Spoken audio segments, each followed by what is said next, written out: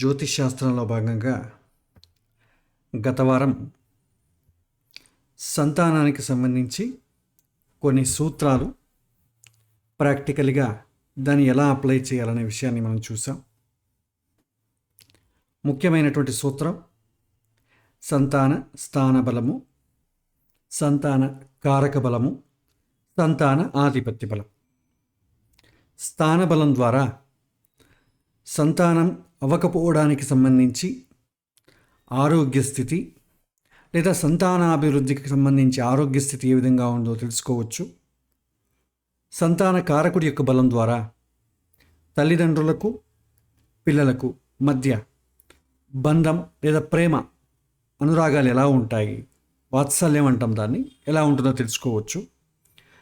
ఆధిపత్యం ద్వారా సంతాన యోగం గురించి తెలుసుకోవచ్చు. ఇక్కడ యోగం అంటే మనం బాగా అర్థం చేసుకోవాలి. మనకు ఉపయోగం గురించి తెలుసు. యోగం అంటే ఏంటి?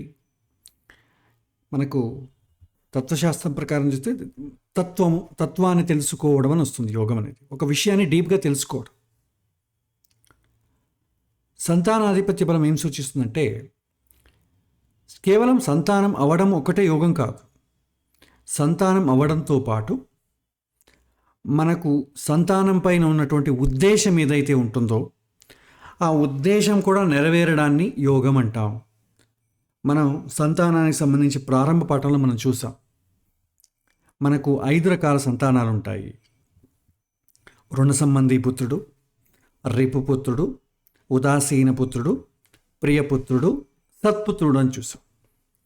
ఇందులో సత్పుత్రుడు, ప్రియపుత్రుడు ద్వారా తల్లిదండ్రులకు పిల్లల పట్ల సంతోషము, ఆనందము, సంతృప్తి కలుగుతుంది. కేవలం పిల్లలు ఉండడమే కాదు, పిల్లల ద్వారా మనకు సంతోషము, ఆనందం కలగాలి. దాన్ని యోగం అంటాం. ఇక ఉదాసీన పుత్రుడు, ఈ యొక్క రుణ సంబంధీ పుత్రుడు, రిపుపుత్రుడు వీళ్ళ కూడా సంతానమే. కానీ జీవన పర్యంతం తల్లిదండ్రులకు దుఃఖాన్ని మిగులుస్తారు. ఈ సంతానం కలగడం, వాళ్ళ దుఃఖాన్ని ఇవ్వడం, దీన్ని మనం యోగం అనరు, అవయోగం అంటాం. కేవలం సంతానం ఉండడమే యోగం కాదు. ఆ సంతానం ద్వారా మనము అనుకున్నటువంటి మన పిల్లల పైన మనం పెట్టుకున్నటువంటి సంతోషము, ప్రేమ అవన్నీ నెరవేర్చి సంతోషపరిచేవాడే అలాంటి సంతానం ఉన్నట్టయితే దాన్ని మనం యోగము అని పిలవచ్చు. కాబట్టి కేవలం సంతానం ఉందన్న మాత్రానికి యోగం అని అనుకోకండి. సంతానాధిపతి జాతకంలో నీచ అయినా అస్తంగతమైనా కూడా సంతానం ఉంటుందండి, ఏం డౌట్ లేదు. కానీ ఆ సంతానం ద్వారా మీకు సంతోషం కలుగుతుందా లేదా? చాలామందికి ప్రేమ అలాంటివి ఏమి భావన లేకపోతే చాలామంది పిల్లలు తల్లిదండ్రులు ఇబ్బంది పెడుతుంటారు. ఎందుకు వచ్చింది ఈ సంతానం? నేను సంతానం పుట్టలేదనుకుంటాను, చచ్చినా బాగుండు, అనవసరంగా ఈ సంతానం లేని వాళ్ళు చాలా బాగున్నారు మనకన్నా, ఇలాంటి భావనలు వస్తాయి. ఎందుకు?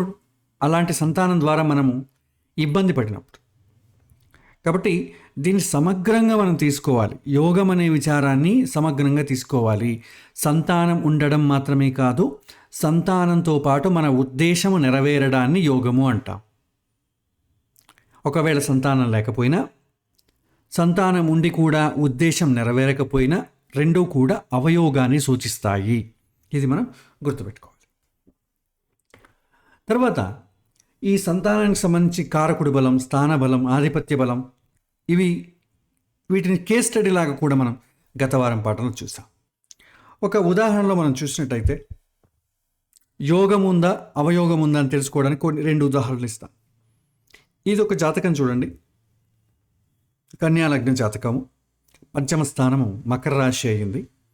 మకర రాశిలో కుజుడు, సంతానాధిపతి అయినటువంటి శని 3వ స్థానంలో ఉన్నాడు. ఈ శని మళ్ళీ కుజుడు పరివర్తన యోగం అంటే శని ఇంట్లో కుజుడు ఉన్నాడు, కుజుడు ఇంట్లో శని ఉన్నాడు. దీని పరివర్తన యోగం వల్ల మంచిది.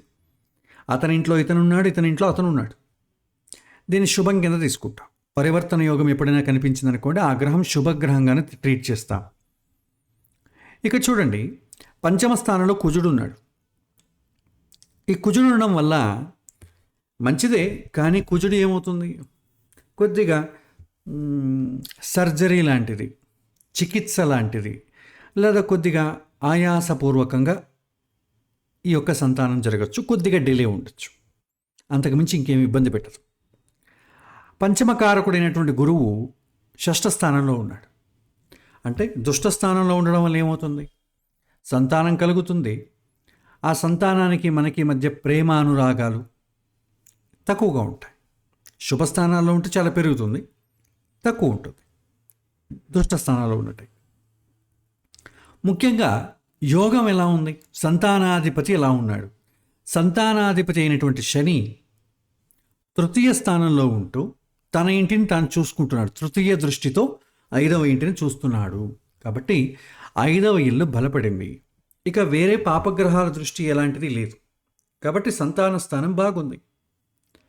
కాబట్టి యోగం ఉందని మనం చెప్పుకోవచ్చు. తర్వాత ఎప్పుడు సంతానం అవుతుందని నెక్స్ట్ ప్రశ్న. యోగం ఉందనుకోండి, సంతానం ఎప్పుడు అవుతుంది? సామాన్యంగా మనం ఏం నేర్చుకుంటున్నాం? ఎప్పుడు అనే ప్రసంగం వచ్చినప్పుడు మనం దశలు, గోచారాన్ని మనం చూస్తాం. దశ ఎలాగుంది, మనం ఏదైతే విషయాన్ని చూస్తున్నామో దానికి సంబంధించిన గ్రహం యొక్క దశ, అంతర్దశ, ప్రత్యంతర దశలో ఆ గ్రహం సూచించే విషయాలన్నీ కూడా యాక్టివేట్ చేయబడతాయి. అదే సమయంలో గోచారంలో కూడా మనం ఏ విషయాన్ని అయితే చూస్తున్నామో ఆ విషయానికి సంబంధించి శుభగ్రహాలు దృష్టి పడినప్పుడు లేకపోతే సంబంధం కలిగినప్పుడు ఆ యొక్క విషయం అనేది ట్రిగర్ అవుతుంది. ఇప్పుడు వీరికి సంతానం ఎప్పుడు కలిగింది అన్నట్టయితే ఈ యొక్క రేంజ్ చూడొచ్చు. 17-11-2012 నుంచి 1-5-2013 ఈ మధ్య కాలంలో వీరికి సంతానం కలిగింది. అప్పుడు ఏ దశ ఆపరేట్ అవుతుందో చూడండి. శని మహర్దశ, రాహుభుక్తి, శని ప్రత్యంతర దశ నడుస్తుంది. శని ఎవరు? పంచమాధిపతి. సో ట్రిగర్ అయిందా? ఒకవేళ పంచమాధిపతిలో ట్రిగర్ అవ్వచ్చు, పంచమ స్థానంలో ఉన్నటువంటి గ్రహం దశలో ట్రిగర్ అవ్వచ్చు. ఈ పంచమాన్ని ఎవరైనా చూస్తుంటే వాళ్ళ గ్రహ దశలో కూడా ట్రిగర్ అవ్వచ్చు, గురువు దశలో కూడా ట్రిగర్ అవ్వచ్చు. కానీ గురువు 6వ ఇంట్లో ఉన్నాడు కాబట్టి గురువు బలహీనంగా ఉన్నాడు. సో ఇందులో ఈ యొక్క గురు దశలో ట్రిగర్ అయ్యడానికి అవకాశం తక్కువ ఉంది. అయితే కుజుడు శని దశలో అవ్వాలి. సో శని బలంగా ఉన్నాడు, పరివర్తన యోగం ఉంది కాబట్టి శని దశలో కానీ కుజ దశలో కానీ అవ్వాలి. సో ఇప్పుడు వీరికి సంతానం కలిగినటువంటి సమయంలో శని, రాహు, శని. సో శని మెయిన్గా వస్తుంది. రాహు కూడా సప్తమంలో ఉన్నాడు కాబట్టి సంతానానికి సప్తమాధిపతి కూడా సహకరిస్తాడు. సప్తమంలో ఉన్నటువంటి గ్రహం కూడా సహకరిస్తుంది. సో కాబట్టి ఇది సంతానానికి అనుకూలమని మనం చెప్పుకోవచ్చు. ఆ తర్వాత ఇది ఒక ఎగ్జాంపుల్ చూడండి. ఇందులోనూ పంచమ స్థానంలో ఎవరు లేరు. పంచమకారకుడైనటువంటి గురువు దశమ స్థానంలో ఉన్నాడు, బాగానే ఉన్నాడు. కానీ పంచమాధిపతి అయినటువంటి కుజుడు నీచ స్థానంలో అష్టమ స్థానంలో ఉన్నాడు. అష్టమ స్థానము మంచిది కాదు, నీచ మంచిది కాదు, అంటే బలహీనంగా ఉన్నాడని అర్థం. సో బలహీనంగా ఉండడం వల్ల ఏమవుతుంది? సంతాన యోగం తక్కువ ఉన్నది. ఈ సంతాన యోగం తక్కువ ఉండడం అంటే ఎలా చూస్తామంటే పిల్లలు కలగడం డిలే అవ్వచ్చు. ఇంకా ఎక్స్ట్రీమ్గా మనం డీప్గా అయితే చూడలేదు కాబట్టి డీప్గా చూస్తే మనం ఒక నిర్ధారకు రావచ్చు. కానీ మన వెనక ప్రాచీన కాలంలో అయితే జ్యోతిష్యుడు, వైద్యుడు ఇద్దరు ఒకటే ఉండేవారు. ఇప్పుడు మనకు వైద్యశాస్త్రం రాదు, మనం నాడిని చూసి చెప్పలేం ఆరోగ్యం ఎలా ఉందని. కాబట్టి కేవలం మనం గ్రహస్థితి మాత్రమే చూస్తాం. కాబట్టి మనము ఒకేసారి అవుతుంది అవ్వదు 2 పాయింట్స్ మనం చెప్పకూడదు. అవకాశాలు ఎక్కువ ఉన్నాయి, అవకాశాలు తక్కువ ఉన్నాయి, ఈ 2 పాయింట్సే వాడాలి. మోర్ ఛాన్సెస్, లెస్ ఛాన్సెస్ అని మాత్రమే చెబుతాం. ఇక్కడ కుజుడు పంచమాధిపతి నీచలో ఉండి అస్తంగతం చెందడం చేత అవకాశాలు తక్కువ ఉన్నాయి అని చెప్పచ్చు. సో ఇక్కడ మనం దశ కూడా చూడొచ్చు. ఇన్ కేసు యోగం బాగుందని కూడా దశ చూస్తాం. యోగం వీక్గా ఉందనుకోండి ఇంక ప్రత్యేకంగా దశ చూడడానికి కూడా ఏముండదు. సంతాన యోగం తక్కువ ఉంది ఇది. సో ముఖ్యంగా మనం చూసే పద్ధతి ఇది. సో దీంట్లో సంతాన ప్రాప్తికి శుభయోగాలు ఒకసారి మనం చూసినట్టయితే లగ్నము పంచమ స్థానానికి అధిపతికి ఏమైనా సంబంధం వచ్చిందనుకోండి, లగ్నంలో పంచమాధిపతి ఉండడం, పంచమాధిపతి లగ్నంలో ఉండడం, ఇలా వచ్చిందనుకోండి శుభయోగం ఇది. సంతానం అవడానికి ఎక్కువ అవకాశాలు ఉన్నాయి. తర్వాత శుభస్థానంలో యుతి, ఏదైతే పంచమాధిపతి లేదా లగ్నాధిపతి శుభగ్రహాల సంబంధం ఉండాలి. యుతి అంటే ఏంటంటే కంజంక్షన్ అని అర్థం, కలిసి ఉండడం లేదా సంబంధం రావడం అని కూడా కనుక్కోవచ్చు. తర్వాత గురువు పంచమాధిపతి బలం బాగుండాలి, అప్పుడే సంతాన ప్రాప్తి అనుకూలంగా ఉంటుంది. సంతాన స్థానంపై శుభగ్రహాల దృష్టి ఉండాలి. ఇలా ఉంటే సంతానానికి సంబంధించిన యోగం అనుకూలంగా ఉందని చెప్పచ్చు. అలా కాకుండా పంచమాధిపతి 6, 8, 12 ఇంట్లో ఉన్న అస్తంగతము లేదా నీచ చెందిన ఏకపుత్ర యోగం అంటాం.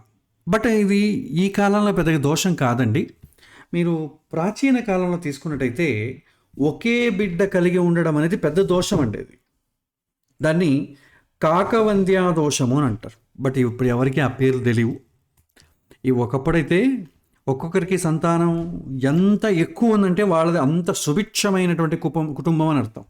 మనకిప్పుడు ఎన్ని కోట్లు ఉంటే అంత శ్రీమంతుడు అన్నట్టుగా వెనకటికి ఎంత సంతానం ఉందనుకోండి, వాళ్ళ ఇల్లు అంత బాగుంది, అంత చక్కగా ఉంది. ఎందుకంటే అందరింట్లోనూ మన భారతదేశం అంతా కూడా వ్యవసాయ ఆధారితమైనటువంటి దేశం. అందరికీ కూడా కావాల్సిన పొలాలు ఉండేవి. దానికి సేద్యం చేయాలంటే మ్యాన్ పవర్ కావాలి కదా. ప్రతి ఒక్కరికి పొలాలు ఉండేవి కాబట్టి కూలి వాళ్ళు తక్కువ ఉంటారు. సో అందుకే ఏం చేసేవారు, వెనకటికి సంతానం అనేది ఎక్కువగా ప్రోగేసుకునేవారు. అంటే అంతకన్నా ముందు ఎక్కువ లేదంటే తర్వాత ఈ ఒక 200, 300 ఏళ్ళ సమయంలో ఇది ఎక్కువ ఉందన్నమాట. సో ఇప్పుడు వచ్చేటప్పటికి ఈ కాల పరిస్థితిలో మనం మ్యాక్సిమం 3 అన్నా కూడా ముగ్గురా అని అంటాం. 2 మ్యాక్సిమం, లేకపోతే ఒక్కరు. ఇంకా కొద్దిగా ఇంకో 10 ఏళ్ళు అయిందనుకోండి, ఒకరే మ్యాక్సిమం. కానీ ఈ ఒక పిల్లవాడు ఉండడం అనేది పెద్ద దోషం ప్రాచీన కాలం. సో దాన్ని నష్టం కింద చూపిస్తాం. కానీ ఇప్పుడు మనకి యోగం అయిపోయింది అది. తర్వాత బాలారిష్టం. పుట్టినప్పుడు ఒకవేళ బాలారిష్టాలు ఉన్నాయనుకోండి, బిడ్డేమో కలిగింది కానీ చనిపోతుంది, అది కూడా సంతాన నష్టం కిందకే వస్తుంది. ఇలాంటి సమయంలో ఏం చేసేవారు, ప్రాచీన కాలంలో దత్తత తీసుకునేవారు. చెప్పాం కదా, ప్రతి ఒక్కరింట్లోనూ మినిమం 10, 15 ఇలా ఉండేదన్నమాట. అప్పుడు సంతానం ప్రతి ఒక్కరికి ఉండేది. అక్క చెల్లెళ్ళకు, అన్నదమ్ములకు, ప్రతి ఒక్కరికి సంతానం భయంకరంగా ఉండేది.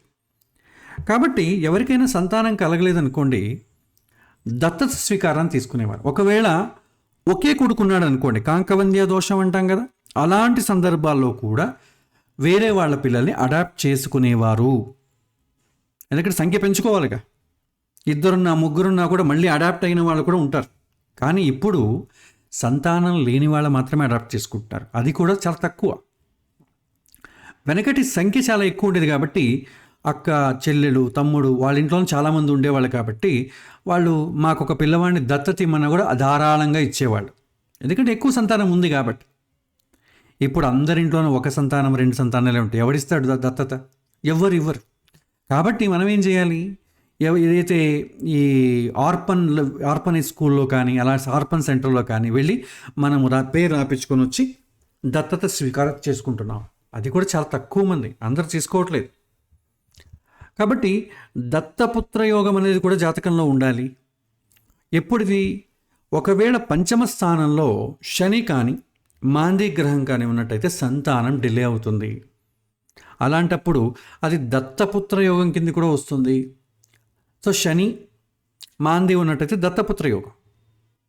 అదేవిధంగా ఈ 5వ ఇంట్లో చాలా గ్రహాలు ఉన్నాయనుకోండి, అప్పుడు కూడా దత్తపుత్ర యోగం అని అంటారు.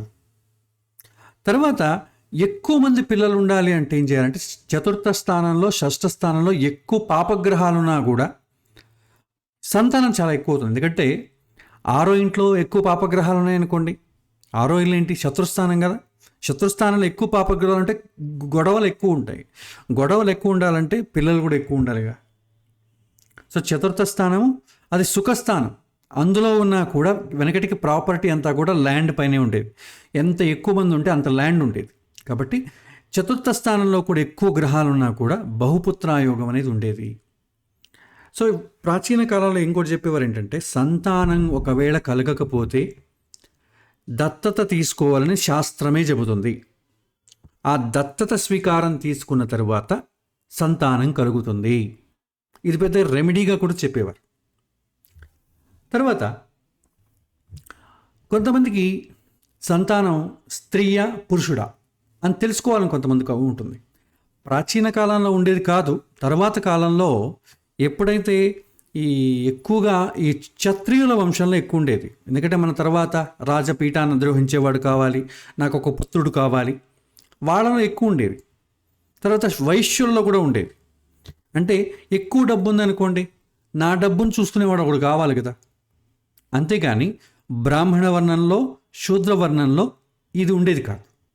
పుత్రుడి సంతానమే కావాలని ఉండేది కాదు. వేరే వాళ్ళలో ఉండేది.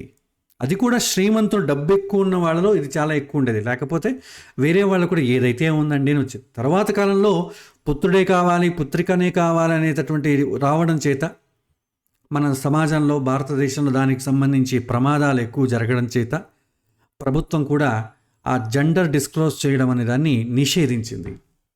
కాబట్టి వెనకటికి జ్యోతిష్యం ద్వారా చెప్పేవారు, దానికి కొన్ని మంచి మంచి పరిస్థితుల్లో చెప్పేవారు. అది మామూలుగా సామాన్య ధర్మం ఏం చెప్తారంటే, పంచమ స్థానంలో పురుష గ్రహాలు ఎక్కువ ఉన్నట్టయితే, లేదా పంచమ స్థానం పురుష రాశి అయినట్టయితే, స్త్రీ పురుష అని ఉన్నాయి కదా రాశి, ప్రతి ఒక్క రాశి. అలాగా పంచమ స్థానం అనేది పురుష రాశి అయి ఎక్కువ పురుష గ్రహాలుంటే పురుష సంతానం మొదట అవుతుంది, లేక అధికమవుతుందని చెప్పచ్చు. అలా కాకుండా పంచమ స్థానం అనేది స్త్రీ రాశి అయి ఎక్కువ స్త్రీ గ్రహాలు ఉన్నాయనుకోండి. పురుష గ్రహాలు అంటే ఏవేవి? కుజుడు, గురువు, సూర్యుడు, ఈ మూడు వచ్చి పురుష గ్రహాలు, మిగిలినవన్నీ స్త్రీ గ్రహాలు. పంచమ స్థానంలో ఏది ఎక్కువ ఉందో చూస్తాం. పురుష గ్రహాలు ఎక్కువ ఉందనుకోండి పురుష సంతానం, స్త్రీ గ్రహాలు ఎక్కువ ఉందనుకోండి స్త్రీ సంతానం. అది ఉండేది. కానీ ఇప్పటి కాలంలో అది జెండర్ డిస్క్లోజ్ చేయడం, కొంతమంది ఉత్సాహం తెలుసుకోవాలనేటువంటి ఉత్సాహం ఉంటుంది. సో ఇలాంటివి కొన్ని సూత్రాలు ఉన్నాయి, వాడచ్చు. ఇప్పుడు మన ప్రాటంలో అయితే ప్రస్తుతం అంత ముఖ్యం కాదు కాబట్టి నేను అంత లోతుగా చెప్పట్లేదు. అయినా కూడా ఇందులో కూడా ఒక బిలీఫ్ సిస్టమ్ అనేది ఉంది. నేను చదువుకునే రోజుల్లో, జ్యోతిష్యం చదువుకునే అధ్యయనం చేసే రోజుల్లో నాకు కుతూహలం ఉండేది ఇది తెలుసుకోవాలని. అప్పుడు మా గురువుగారు జ్యోతిష్యం డైరెక్ట్గా సంబంధం లేకపోయినా ఇండైరెక్ట్గా ఒక చార్ట్ ఇచ్చారనమాట. ఆ చార్ట్ ద్వారా స్త్రీ అవుతుందా పురుష అవుతుందా తెలుసుకోవచ్చు. ఇదొక చైనీస్ బిలీఫ్ అనేది ఒక చార్ట్ ఇచ్చారనమాట. నేను కొద్ది రోజులు వాడాను దీన్ని, బట్ ఆల్మోస్ట్ ఆల్ 100% కాకపోయినా ఒక 80 to 90% కనెక్టెడ్గా ఉంది. సో నేను కూడా మీకు షేర్ చేస్తున్నాను. ఇది ఒక చూడండి చార్ట్. ఈ చార్ట్లో టాప్ రో ఉందా, ఇందులో మీకు 18, 19, 20, 21 ఉంది కదా. దీన్ని మనం ఏజ్ అంటామండి. ఏజ్ అంటే ఇది స్త్రీ జాతకం, స్త్రీలో చూస్తాం మనం. అంటే స్త్రీ యొక్క ఎప్పుడైతే ఒక స్త్రీ కన్సీవ్ అవుతుందో ఆ కన్సీవ్ అయినటువంటి ఏజ్ని మనం చూస్తాం ఇక్కడ స్త్రీల విషయంలో. అదేవిధంగా ఇక్కడ కాలం, మొదటి కాలం చూసినట్టయితే మీకు మంత్ నేమ్స్ ఉన్నాయి, జనవరి, ఫిబ్రవరి, మార్చి. దీని ఏమంటామంటే కన్సీవ్ అయినటువంటి మంత్, కన్సీవ్ అయినటువంటి ఏజ్ పైన కన్సీవ్ అయినటువంటి మంత్ రెండు తీసుకుంటాం. తీసుకొని దాన్ని మనము కరెక్ట్ చేస్తే మేల్ వస్తుందా ఫీమేల్ వస్తుందా చూసుకోండి. సో ఒక మహిళ 25 ఏళ్ళు జూలై మంత్లో కన్సీవ్ అయింది అనుకుందాం. సో 25 ఏళ్ళ వాళ్ళు జూలై మంత్ కన్సీవ్ అవుతే ఏమవుతుంది, ఇక్కడ ఎఫ్ అని ఉంది చూడండి. So female. ఇది ఒక కేస్ స్టడీ కోసం, మీరు కావాలంటే కుతూహలం కోసం మీరు వాడుకోవచ్చు. దీన్ని 100% ఇలాగే అవుతుందని చెప్పే బదులు సాధ్యమైనంత ఎవరిదైనా తీసుకోండి. ఆల్రెడీ సంతానమైన వాళ్ళది డీటెయిల్స్ ఉంటాయిగా, వాళ్ళు ఏ మంత్లో కన్సీవ్ అయ్యారు, వాళ్ళు ఎంత ఏజ్, అప్పుడు ఏ సంతానం కలిగింది, మీరు ఈ చార్ట్ ద్వారా క్రాస్ రెఫరెన్స్ చేసుకోవచ్చు. ఇది మీకు కూడా ఒక 90% కనెక్ట్ అయిందనుకోండి, జస్ట్ వెరిఫికేషన్ కోసం, రెఫరెన్స్ కోసం దీన్ని వాడుకోవచ్చు. సో తర్వాత ఇవాళ ముఖ్యమైనటువంటి విషయం క్షేత్రస్ఫుటము, బీజస్ఫుటము. విద్యార్థులు కొంతమంది దీని గురించి కూడా చెప్పాలి అన్నప్పుడు ఒక చిన్న ప్రయత్నం అయితే చేస్తాను, దీన్ని ఎలా వాడాలి అని. సో ఈ సంతానానికి సంబంధించి ముఖ్యంగా మనకు యోగం ఉందా లేదా అని చూడడానికి మనం వాడవలసింది 3: స్థానబలము, కారక బలము, ఆధిపత్య బలం. సో దాంతోపాటుగా కొన్ని సందర్భాలలో బలహీనత అనేది ఎక్కడుంది? స్త్రీలో ఉందా, పురుషుడిలో ఉందా? ఇప్పుడు మనకు ఫెర్టిలిటీ సెంటర్స్ అని ఉంటాయి. అందులో వాళ్ళకి వెళ్ళామనుకోండి, శాంపిల్స్ తీసుకొని ఎవరిలో బలహీనత ఎక్కువ ఉందో చూస్తాం. అంటే గర్భాన్ని ధరించడానికి కావాల్సినటువంటి బలహీనత స్త్రీలో ఉందా, లేదా సంతానాభివృద్ధికి సంబంధించినటువంటి బలహీనత లేదా సామర్థ్యం లేకపోవడం అది పురుషుడిలో ఉందా తెలుసుకోవడానికి ఈ క్షేత్రస్ఫుటము బీజస్ఫుటాన్ని క్యాల్కులేట్ చేస్తాం. ఇదేం చెప్తుంది? బీజస్ఫుటము అంటే ఏంటంటే పురుషుడిలో ఉన్నటువంటి సంతానాభివృద్ధి కోసం పురుషుడిలో ఉన్నటువంటి సామర్థ్యాన్ని బీజస్ఫుటం అని చెప్తుంది. క్షేత్రస్ఫుటం అనేది సంతానాన్ని పొందడానికి గర్భం యొక్క స్థితి, ఆరోగ్య స్థితి గురించి క్షేత్రస్ఫుటం అని ఉంటుంది. ఈ రెండిటి ద్వారా వాళ్ళిద్దరి యొక్క సామర్థ్యాన్ని మనం తెలుసుకోవచ్చు. ఇక్కడ ముఖ్యమైనటువంటి విషయం ఏంటంటే ఇది కేవలం సంతానం అవుతుందా లేదా అని డిసైడ్ చేయడానికి కాదు, కేవలం సామర్థ్యం తెలుసుకోవడానికి. ఉదాహరణకు మన ఫెర్టిలిటీ సెంటర్లో కూడా స్పెర్మ్ కౌంట్ తక్కువ ఉందండి అని కొద్దిగా ఏదో మందులు ఇస్తారు, ఆ మందులు వాడమని చెప్తారు, తర్వాత అది ఇంప్రూవ్ అవుతుంది. సో కాబట్టి ఇక్కడ కూడా ఆ యొక్క క్షేత్రస్ఫుటాన్ని బీజస్ఫుటాన్ని పెట్టి దాన్ని యొక్క ఆధారంగా చేసుకొని మనిషి యొక్క ఆరోగ్యాన్ని ఇంప్రూవ్ చేసుకోవడానికి, వెనకటికైతే ఆయుర్వేదంలో చాలా ఉండేవి, దాని ద్వారా వైద్యుడు ఇంప్రూవ్ చేసుకోవడానికి కావాల్సినటువంటి మందులను ఇచ్చేవాడు అనమాట. కాబట్టి దానికోసం ఈ బీజస్ఫుటము క్షేత్రస్ఫుటం అని చూసేవారు. దీనికి ఒక ప్రాథమిక సూత్రం ఉందండి. ఇది ఎలా క్యాలిక్యులేట్ చేస్తారు మనం చూద్దాం. బీజస్ఫుటం అనేది ఎలా క్యాలిక్యులేట్ చేస్తారు? ఇది పురుషుని జాతకంలోనే చేస్తాం. పురుషుడి జాతకంలో సూర్యుడు, శుక్రుడు, గురువు వీళ్ళ రేఖాంశాన్ని తీసుకుంటామండి. లాంగిట్యూడ్ అంటాం. ఈ లాంగిట్యూడ్ని తీసుకుని అక్షాంశం అంటాం, రేఖాంశం కాదు, అక్షాంశం. సో దీన్ని తీసుకుంటాం. ఈ లాంగిట్యూడ్ తీసుకుని వాటి మూడిటిని కూడా కలపాలి. ఇక్కడ లాంగిట్యూడ్ అనేది కూడా అబ్జల్యూట్ లాంగిట్యూడ్ని తీసుకోవాలని చెప్తుంది. సో అబ్జల్యూట్ లాంగిట్యూడ్ అంటే ఏంటి వివరిస్తాను నేను. సో ఈ మూడిటిని మనం సమ్ చేసి వచ్చిన దానిని బీజస్ఫుటము అంటాం. ఆ బీజస్ఫుటాన్ని మనం చక్రంలో ఏ రాశి అవుతుందో చూసుకోవాలి. ఆ రాశిని బట్టి మనం బీజస్ఫుటము అధిపతి ఎవరో తెలుసుకుంటాం. మీకు క్యాల్కులేషన్ చెప్పడానికన్నా ముందు నేను దీనికి సంబంధించి ఒక ఇంటగ్రేషన్ చార్ట్లో చేశాను, దాన్ని మీకు చూపిస్తాను. మీకు ఇది సౌలభ్యం కోసం చేశాను. ఇక్కడ మన చార్ట్ ఓపెన్ చేయండి, మన యొక్క వెబ్సైట్ యాప్ ఓపెన్ చేసుకోండి. ఇందులో ఈ మ్యాచ్ అని ఉంది, మనము పేరు పొంతనలను చూస్తాం కదా, దాన్ని తీసుకోండి. అమ్మాయిది అబ్బాయిది డీటెయిల్స్ వేయండి. సో ఎవరిదైనా ఎగ్జాంపుల్ ఏదైనా తీసుకోండి, ఏదో ఒకటి వేసాను ఎగ్జాంపుల్గా.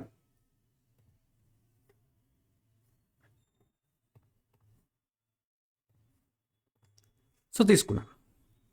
సో దీన్ని క్యాల్కులేట్ చేస్తాను. మీకు అష్టకూటాలు వాళ్ళిద్దరి జాతకాలు వస్తాయి. వచ్చిన తర్వాత క్రింద బీజస్ఫుటము క్షేత్రస్ఫుటము ఒక కొత్తగా సెక్షన్ ఇంటగ్రేట్ చేశాను. ఇందులో మీరు చూడొచ్చు. సో ఏం చేయాలి? బీజస్ఫుటము తెలుసుకోవాలంటే సూర్యుడు, శుక్రుడు, గురువు తీసుకోవాలి. శుక్రుడు యొక్క స్పెర్మ్కి కారణం, శుక్రకణం అంటాం కదా. సో ఆ సీమెన్కి కారకుడు. సో సూర్యుడు, శుక్రుడు, గురువు ఈ ముగ్గురు యొక్క లాంగిట్యూడ్స్ తీసుకుంటాం. ఉదాహరణకు ఈ జాతకంలో చూడండి, ఈ యొక్క పురుషుడి జాతకంలో సూర్యుడు ఎక్కడున్నాడు? మీకు సూర్యుడు మకర రాశిలో ఉన్నాడు.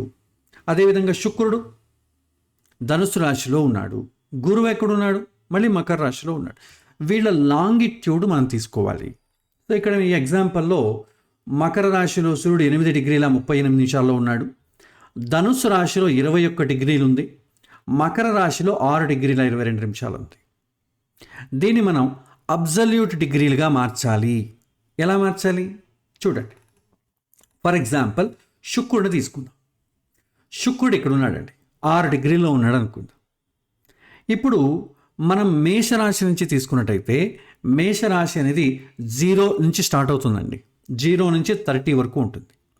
వృషభ రాశి 30 నుంచి 60 వరకు ఉంటుంది. మళ్ళీ మిథున రాశి 60 నుంచి 90, మళ్ళీ నెక్స్ట్ కర్కాటక రాశి 90 నుండి 120, 150, 180, 180, 210, 240, 240 తర్వాత 270 అయ్యింది. సో ఇక్కడ 240 శుక్రుడు వచ్చి మీకు ధనుసు రాశిలో ఉన్నాడు కదా, ఇది 240 నుంచి స్టార్ట్ అవుతుందండి. 240 ప్లస్ 6 డిగ్రీస్ ఏమవుతుంది, 246 అవుతుంది. అదే మీకు ఇక్కడ ఇవ్వబడింది. చూడండి, శుక్రుడు 21 డిగ్రీలో ఉన్నాడు కాబట్టి 240 ప్లస్ 21 ఏమైంది, 261 అయ్యింది. మకర రాశి 270 నుంచి స్టార్ట్ అవుతుంది. సో 270 ప్లస్ 8 ఏమైంది, 278. మకర రాశి 6 డిగ్రీలు, 270 ప్లస్ 6 276. దీన్ని మనం అబ్జల్యూట్ లాంగిట్యూడ్ అంటాం. మనం ఈ అబ్జల్యూట్ లాంగిట్యూడ్ని తీసుకొని కలపాలి.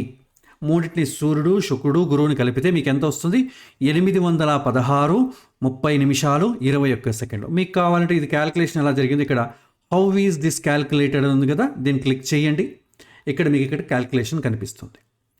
సూర్యుడు వచ్చి 278 డిగ్రీలు, శుక్రుడు 261, గురువు వచ్చి 276. కలిపితే ఎంత అవుతుంది, 816 డిగ్రీల 30 నిమిషాల 21 సెకండ్లు అయింది.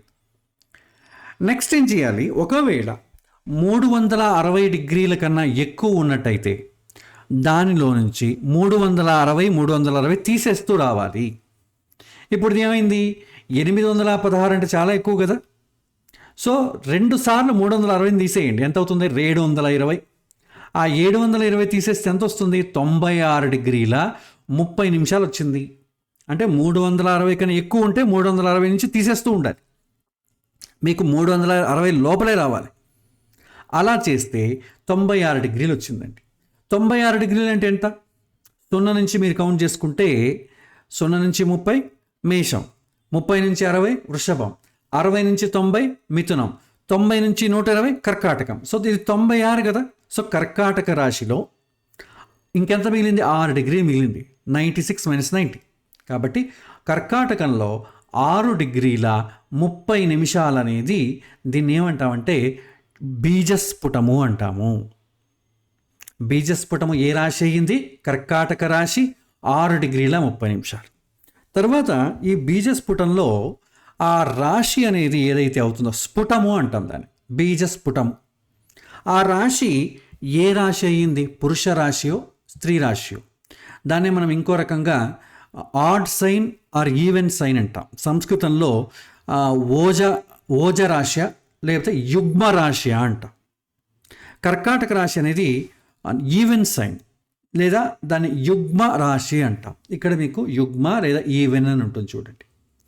అదేవిధంగా కర్కాటక రాశిలో 6 డిగ్రీల 30 నిమిషాలు ఉన్నటువంటి గ్రహం నవాంశలో ఎక్కడ ఉంటుంది, దాన్ని 3 డిగ్రీల 20 నిమిషాలకు మీరు డివైడ్ చేయండి. ఎన్నో నవాంశ వస్తుంది, సెకండ్ నవాంశ వస్తుంది. కాబట్టి అది మూబుల్ రాశి కాబట్టి కర్కం తీసుకుంటాం. సో ఇక్కడ మీకు ఆల్రెడీ క్యాల్కులేషన్ ఇక్కడ ఉంటుంది. మీకు సింపుల్గా అర్థం కావడానికి నేనేం చేశాను, ఇక్కడ ఆల్రెడీ ఇచ్చేసాను. సో బీజస్ఫుటము క్యాల్కులేట్ చేసిన తర్వాత రాశి వచ్చి కర్కాటక రాశి అయ్యింది, అది ఈవెన్ సైన్ అయ్యింది. నవాంశ వచ్చి సింహరాశి అయ్యింది, అది ఆడ్ సైన్ అయ్యింది.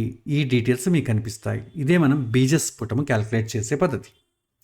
అదేవిధంగా క్షేత్రస్ఫుటాన్ని ఎలా క్యాల్కులేట్ చేయాలి, దీనికి డిఫరెన్స్ ఏంటంటే బీజస్ఫుటంలో సూర్యుడు శుక్రుడు తీసుకుంటామండి. మీకు సీమెన్కి ఇదే కారణం. స్త్రీ గర్భాన్ని తీసుకున్నట్టయితే వాళ్లకు రజోదర్శనం అంటాం, అది కారణం. ఆ రజోదర్శనానికి కారకుడు ఎవరంటే చంద్రుడు, తర్వాత కుజుడు. మీకు సారావళి లాంటి గ్రంథాలలో స్త్రీ ఎప్పుడు రజోదర్శనం కలుగుతుందని కూడా ఉంటుంది. అందులో కుజుడు అపచయ స్థానంలో ఉన్నప్పుడు చంద్రుడి యొక్క దృష్టిలో పడినప్పుడు రజోదర్శనం కలుగుతుంది లేదా గర్భం కలుగుతుందని కొన్ని సూత్రాలు ఉన్నాయి.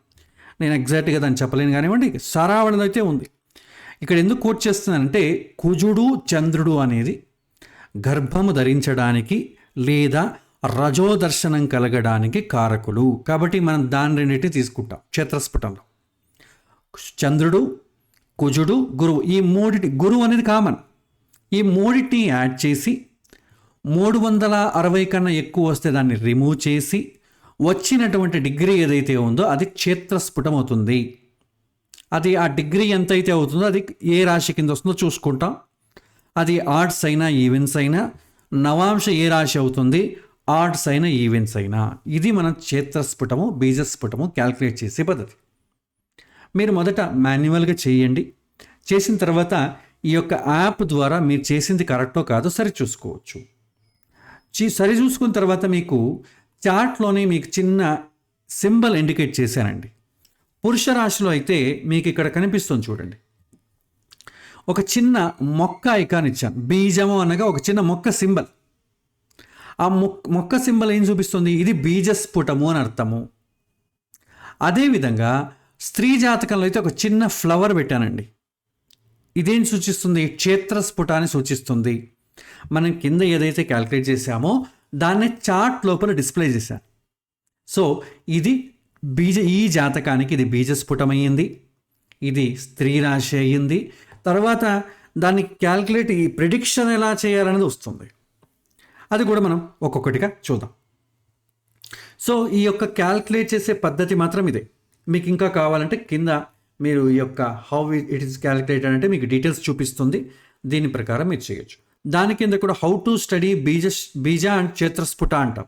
ఇందులో నేను రూల్స్ ఇచ్చాను, దాని ద్వారా మనం చేయొచ్చు. సో చూడండి, బీజస్ఫుటాన్ని ఎలా క్యాల్కులేట్ చేస్తాం, ఎలా మనం ప్రెడిక్ట్ చేస్తాం, ఒక్కొక్కటిగా మనం చూస్తూ వెళ్దాం. ముందుగా బీజము క్షేత్రము ఈ తత్వాన్ని మనకు చాలా ఇంపార్టెంట్. మనం ఒక ఉదాహరణ తీసుకుందాం. ఒక వ్యవసాయంలో ఒక ఉదాహరణ తీసుకుంటే బీజం అంటే ఏంటి, పురుషపక్షంలోని సంతానోత్పత్తికి సామర్థ్యం. క్షేత్రం అంటే స్త్రీపక్షంలోని గర్భధారణకు సంబంధించిన సామర్థ్యం. ఒకవేళ బీజం బాగుండి క్షేత్రం అనుకూలంగా లేదనుకోండి, అప్పుడు మనకు మొలకెత్తవు. మనం చూడండి, మనమేమో విత్తనాలు వేసాం కానీ నీళ్లు రాలేదు, లేదా వర్షం రాలేదు, లేదా భూమిలో ఆ యొక్క మంచి సారవంతమైంది కాదు, ఏమవుతుంది, మొలకెత్తవు, లేకపోతే ఏపుగా పెరగవు. ఒకవేళ భూమి చాలా బాగుంది, బీజం బాగోలేదు, నాసిరకం విత్తనాలు అనుకోండి, అప్పుడు ఏమవుతుంది, అప్పుడు ఏపుగా పెరగదు. సో ఇదే సూత్రాన్ని మనం ఇక్కడ చూస్తాం. సో బీజము క్షేత్రస్ఫుట రెండూ కూడా ఫలవంతంగా ఉన్నప్పుడే అది సంతానాన్ని కలిగించడానికి సామర్థ్యం ఎక్కువ ఉంటుంది. ఇది కేవలం ఈ ఒక్కదాన్ని బట్టి మనం చెప్పలేం. క్షేత్రం బాగుంది లేదా క్షేత్రం బాగోలేదు కాబట్టి సంతానం వీళ్ళ కలగదు అలా చెప్పడానికి లేదు. అవకాశాలు ఇంప్రూవ్మెంట్ చేసుకోవడానికి కూడా అవకాశాలు ఉంటాయి. ఇది ప్రాథమికంగా నిర్ధారించుకోవడం, అంతేగాని సంతానం లేదని చెప్పలేదు. తర్వాత రెండవది ఓజ రాశి యుగ్మ రాశి అంట, ఓజ యుగ్మ బలం అంట. సో రాశులు ఆర్ట్స్ సైన్ ఈవెంట్ సైన్లుగా రెండు పెడతాం. సామాన్యంగా పురుష స్ఫుటము ఆర్ట్స్ సైన్లో వస్తే బలంగా ఉంటుంది. స్త్రీ క్షేత్రము ఈవెంట్ సైన్ అయితే సరి సంఖ్య అయితే బలంగా ఉంటుంది. కేవలం అది లేదన్న మాత్రం సంతానం కాదు, వాళ్ళకు బలం లేదు, సామర్థ్యం లేదని చెప్పుకోవడానికి ఒక అవకాశం అంతే. తర్వాత మనం ఏం చేస్తాం, ముందు ఈ స్ఫుటాన్ని వేస్తాం అన్నమాట. స్ఫుటం ఏ రాశిలో ఉందో చూడాలి. అది ఏ రాశి అయితే అవుతుందో ఆ రాశిలో శుభగ్రహాలు ఉన్నాయా, ఆ రాశిని ఏమైనా శుభగ్రహాలు చూస్తున్నాయా, దాన్ని మనం చూస్తాం. శుభగ్రహాల సంబంధం ఎక్కువ ఉందనుకోండి, సామర్థ్యం ఎక్కువ ఉందని అర్థం. పాపగ్రహాల సంబంధం ఎక్కువ ఉందనుకోండి, సామర్థ్యం తక్కువ ఉందని అర్థం.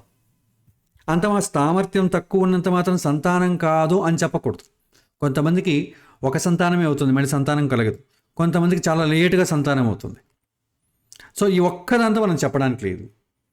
తర్వాత ఆ స్ఫుటం యొక్క స్థితి, శుభగ్రహాలు ఉన్నాయా, పాపగ్రహాలు ఉన్నాయా చూస్తాం.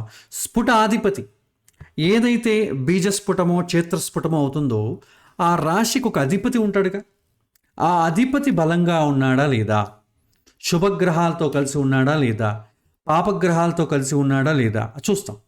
తర్వాత ఆ జాతకంలో గురువు ఎలా ఉన్నాడో చూస్తాం. ఫైనల్గా పంచమ స్థానాన్ని కూడా మనం కన్సిడర్ చేస్తాం.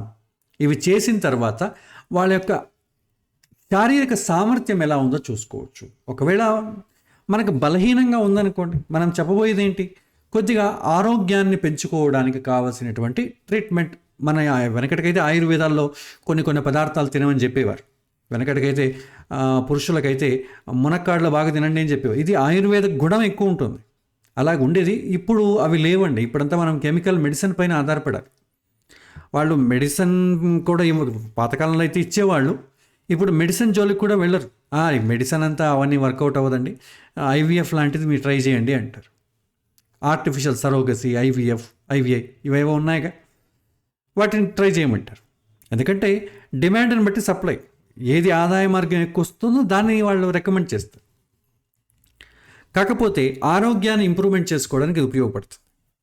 సో ఈ విధంగా ఈ స్ఫుటం అధిపతి ఎక్కడున్నా చూసుకోవాలి, అతనికి శుభగ్రహాల సంబంధం వస్తుందా, అవన్నీ చూసుకొని మనం చెప్పాల్సి వస్తుంది. ఇక్కడ గురువు యొక్క ప్రాధాన్యత చాలా ముఖ్యం. గురువు పుత్రకారకుడు కాబట్టి, పుత్రుడు అంటే మళ్ళీ మేలని మాత్రం అనుకోకండి, సంతానము అని అర్థం. బ్రాడ్గా చెప్పేటప్పుడు జెండర్ ఎలాంటివి డిస్క్రిమినేషన్ లేకుండా పుత్రుడు అంటే సంతానం అని అర్థం.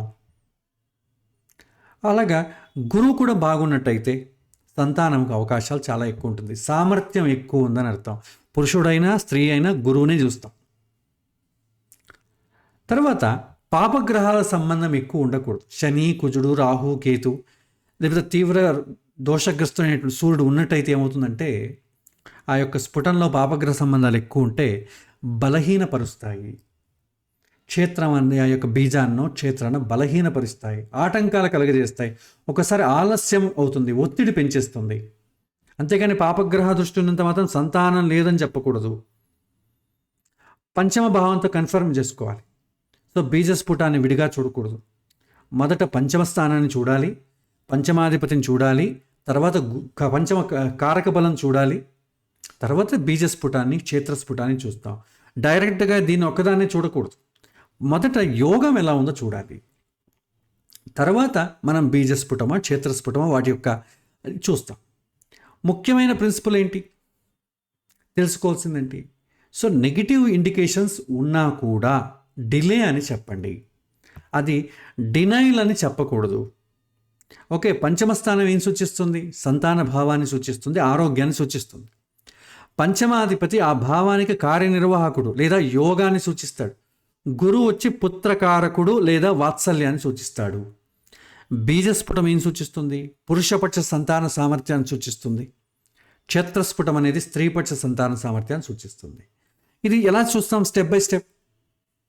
మొదట బీజస్ఫుటాన్ని, క్షేత్రస్ఫుటాన్ని క్యాలిక్యులేట్ చేస్తాం.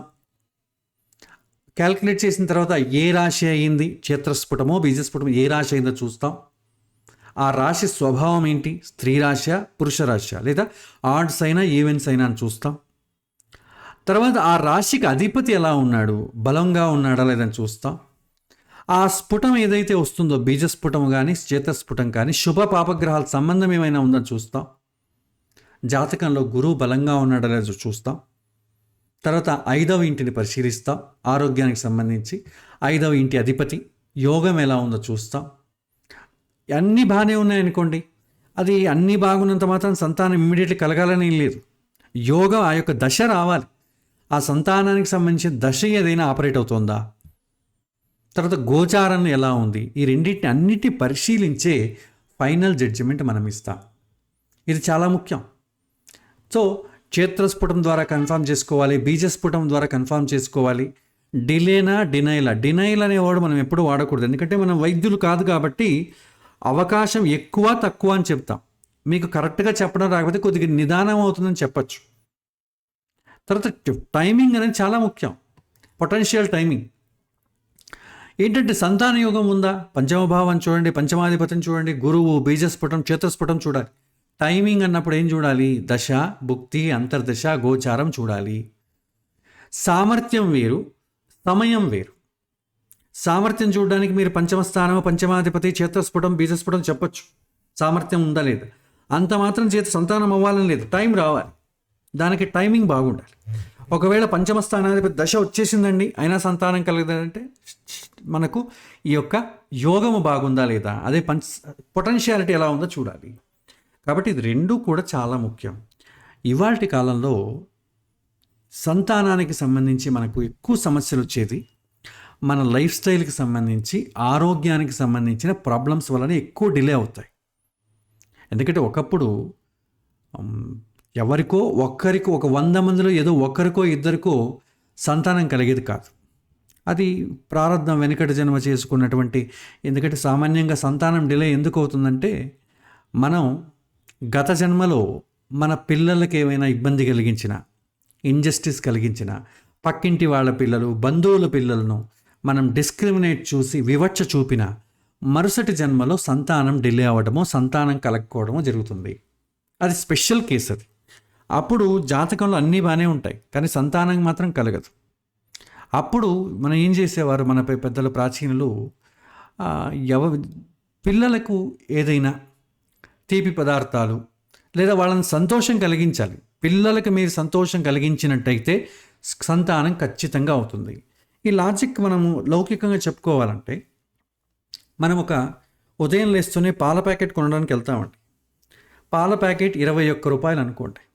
మనం 20 రూపీస్ నోట్ తీసుకెళ్ళామనుకోండి, అయ్యా 20 రూపాయలు ఉందయ్యా, 1 రూపాయి లేదు అంట. అతనేమంటాడు, పర్లేదు రేపు తెచ్చేయని తీసుకుంటాడు, ఇస్తాడు. 1 రూపాయి అంటే అతనికి రాకపోయినా పెద్ద నష్టమేం లేదు, అయినా కస్టమర్ ఎందుకు వదులుకోవడం అని, పర్లేదు రేపు తెచ్చి అంటాడు. మీరు ఇచ్చినా ఇవ్వకపోయినా మిమ్మల్ని ఏం వాకప్ చేయడు. అదే నా దగ్గర 15 రూపాయలే ఉన్నాయండి, 10 రూపాయలే ఉన్నాయండి అంటే, పెద్ద ప్యాకెట్ రాదండి, చిన్న ప్యాకెట్ తీసుకోండి, లేకపోతే పాలు రాదండి అంటాడు. అంటే ఎక్కువ గ్యాప్ ఉందనుకోండి, అతను ఇవ్వడు. అదేవిధంగా మనం ఏదో జన్మలో చిన్న చిన్న ఇబ్బందులు లేకపోతే పుణ్యం సంపాదించుకోవడంలో తక్కువ చేసుకుని ఉంటాం.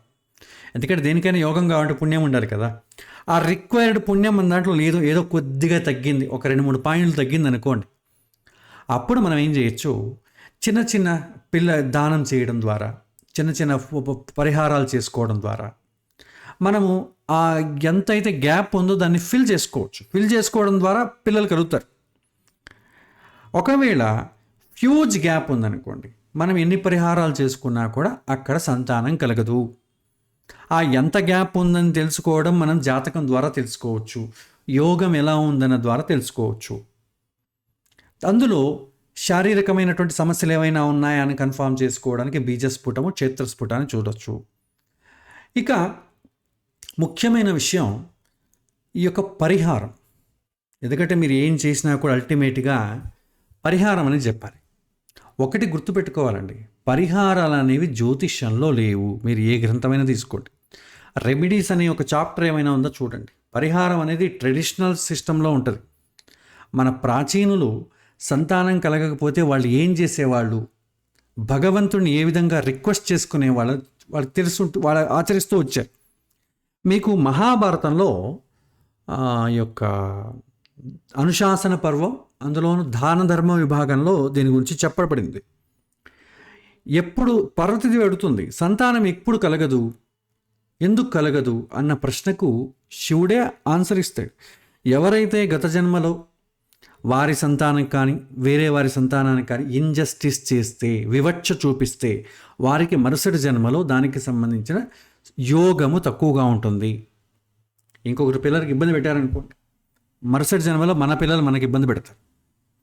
ఇంకొకరి పిల్లలకి వివక్ష చూపించారనుకోండి, మన పిల్లలకు మనం ఆ యొక్క ప్రేమను పొందడానికి కావాల్సినటువంటి యోగం ఉండదు.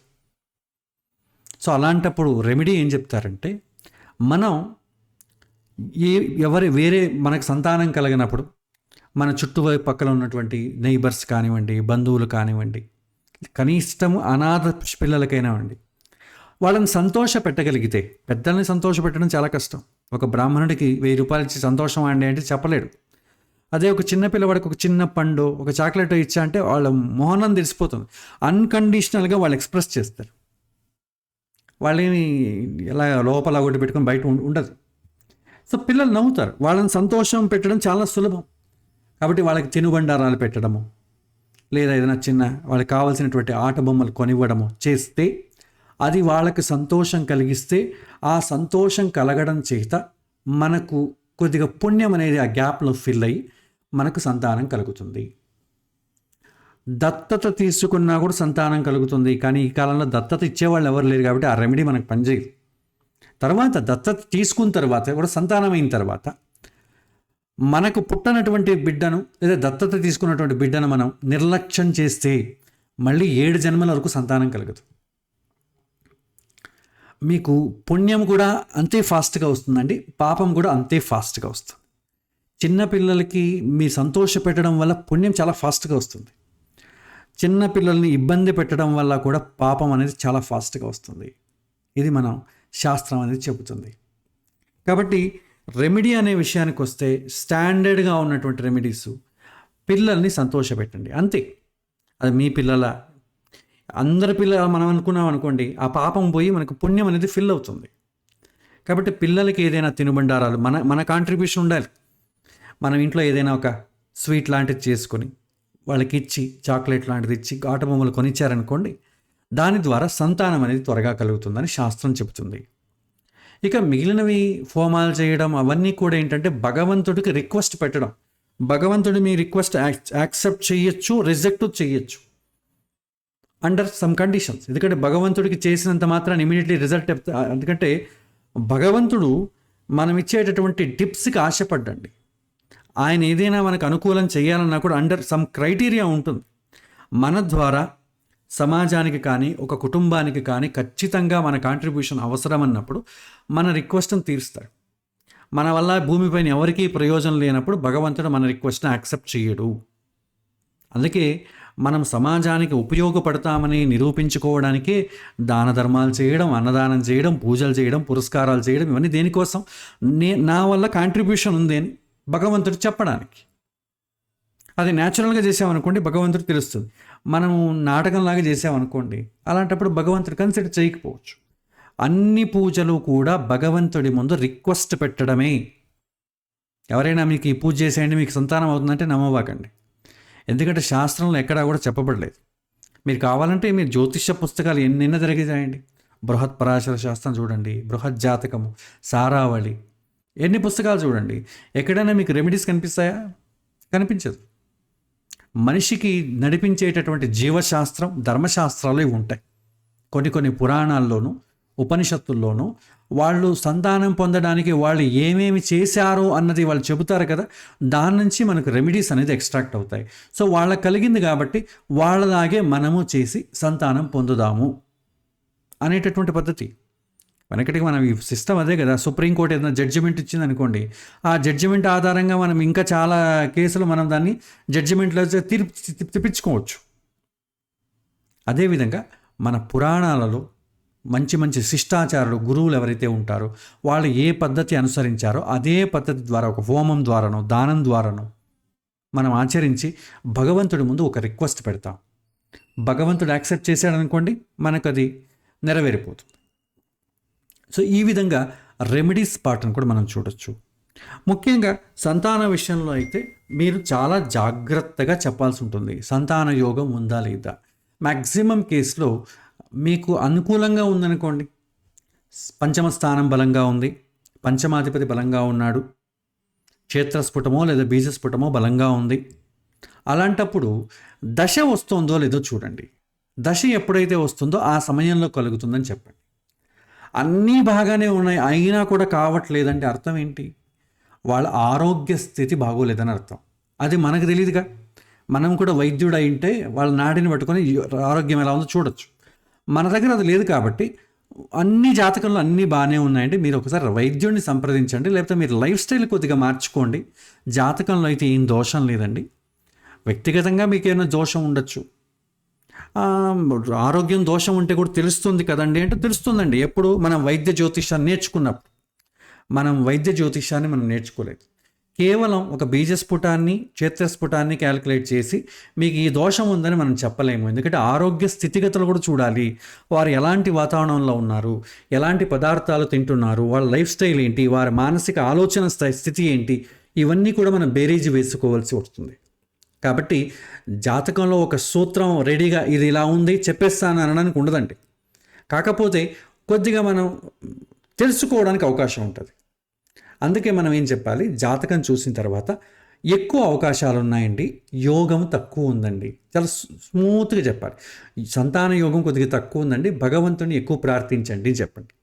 సంతానం కాదని ఎట్టి పరిస్థితుల్లో కూడా చెప్పకూడదు. ఎందుకంటే అది మనం పూర్తి నిర్ధారించుకోవడానికి కావలసినటువంటి విద్య మనకు లేదు, మన దగ్గర అవైలబిలిటీ లేదు కాబట్టి మనం చెప్పలేము. ఇంకా కావాలంటే జాతకం అంతా బాగానే ఉందండి, ఒకసారి డాక్టర్ని సంప్రదించండి, వాళ్ళు ఏం చెప్తారో చూడండి. ఏమైనా శారీరకమైన ఇబ్బందులు ఉంటే దాన్ని రెక్టిఫై చేసుకోవడానికి ప్రయత్నించండి అని చెప్పండి. కొంతమందికి ఆరోగ్యం చాలా బాగుంటుందండి, ఇంకా జాతకం బలహీనంగా ఉంటుంది, అప్పుడేం చేయాలి? మన దగ్గర ఉంటే భగవంతుడికి రిక్వెస్ట్ పెట్టుకోమని చెప్పాలి. అది ఏ విధంగా పెట్టుకోవచ్చు. దానం చేస్తావా, లేదా హోమం చేస్తావా, చేసుకోవచ్చు. వాళ్ళకి దేనిపైన నమ్మకం ఉంటుందో అది చేయొచ్చు. ప్రత్యేకంగా మనం నువ్వు హోమమే చేయాలి, నువ్వు దానమే చేయాలని చెప్పడానికి లేదు. వాళ్ళకి ఏది ఆసక్తి ఉంటుందో, వాళ్ళు ఏది చేయడానికి ఇష్టం ఉంటుందో అది చేయొచ్చు. మనమే చెప్పాలి అంటే మనం ఏం చేయాలి? చిన్న పిల్లలని సంతోషపెట్టండి, దాని ఫలితంగా సంతానం అనేది తప్పక అవుతుంది. భగవంతుడి అనుగ్రహంతో తప్పక అవుతుందని మనం చెప్పొచ్చు. సో ఈ విధంగా మనం ఈ యొక్క పంచమ స్థానాన్ని డీల్ చేయొచ్చండి. ఇందులో ఇప్పటి కాల పరిస్థితుల ప్రకారం సంతానం కలగట్లేదని ఎవరు వస్తారు? అత్త మామ వస్తారు, లేదా అమ్మ నాన్న వస్తారు. ఎవరైతే ఉన్నారో వాళ్ళు రారండి. ఒక 100 మందిలో ఏదైనా 1-2 జంటలు మాకు సంతానం కలగట్లేదండి అని జ్యోతిష్యుల దగ్గరికి వస్తారు. ఇంకెవరు రారు. ఏముంది, ఈ ఉన్న లైఫ్ని ఎంజాయ్ చేద్దాంలేండి. ఈ జన్జీ జనరేషన్లో అయితే మనకు సంతానమే అవుతుంది, ఎందుకంటే ఎయిమ్లెస్, వాళ్ళకేమి సంతానం కలగాలనే ఉద్దేశం కూడా ఏమి ఉండదు. నెక్స్ట్ జనరేషన్స్లో చాలా తక్కువ. డ్యూయల్ ఇన్కమ్, నో కిడ్స్ అనేటటువంటి ఒక సాంప్రదాయానికి తీసినటువంటి యుగం ఇది.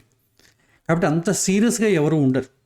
ఒకవేళ ఎవరైనా అప్పటికీ సంతానం కలగాలేదు అని వచ్చినట్టయితే పంచమ స్థానాధిపతి ఏ విధంగా ఉన్నాడు చూడండి, పంచమ స్థానం ఏ విధంగా ఉందో చూడండి. బలహీనంగా ఉందా? భగవంతుడికి ఒక రిక్వెస్ట్ పెట్టండి.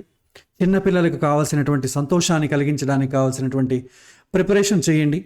చాక్లెట్ కొనివ్వడము, బొమ్మలు కొనివ్వడము, ఇలా చేయండి.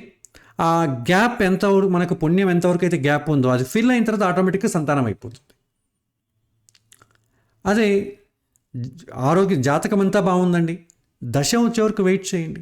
లేదా ఆరోగ్య సమస్యలు ఏమైనా ఉంటే డాక్టర్ని అడిగి కనుక్కోవాలి. సో ఇది మనం ఈ సంతాన విషయంలో తెలుసుకోవాల్సినటువంటి విషయాలు. సో ఇక్కడితో మనం సమయాతీతమైంది మనం పాఠం ఇవాళతో ఇక్కడికి సమాప్తం చేద్దాం. మరొక వారం మరొక కొన్ని విషయాలతో మళ్ళీ ముందుకు కావద్దు. సో ఇవాళ పాఠంలో మీకు ఏమైనా ప్రశ్నలు ఏమైనా ఉన్నట్టయితే ఇవాళ పాఠంలో మీరు అడగచ్చు. శ్రీకృష్ణ అర్పణమస్తు.